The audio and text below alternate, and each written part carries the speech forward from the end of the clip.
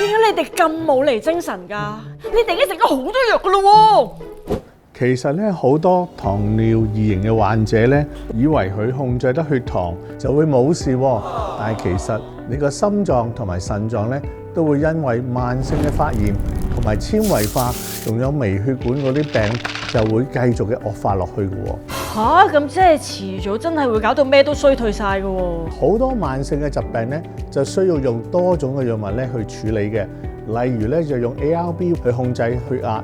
用 SGLT2I 咧就係控制新陳代謝嘅問題，非類固醇嘅 MRA 咧就可以減少發炎啦，同埋纖維化嘅。如果用晒呢3種藥物嘅時候咧，就會將個腎嗰個衰退嘅時間咧就減慢，同時都可以咧就將白蛋白尿減少啦，亦都會咧就減少相關因為咁嘅問題而引起嘅腎衰竭嘅問題嘅喎。同一時間用呢3種藥物嘅話咧，亦都可以減少心臟病嘅發生，亦都減少死亡率嘅喎。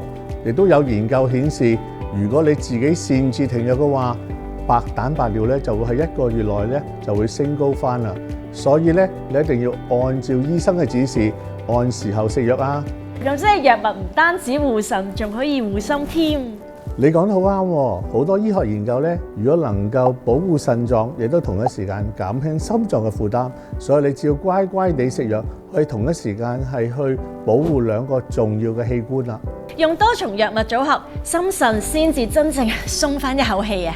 要保心又護腎，記住按醫生嘅指示，按時候食藥啊！所以你快啲向你嘅醫生查詢最適合你嘅藥物組合啦。你有冇跟足醫生指示用藥啊？留言話我知啊！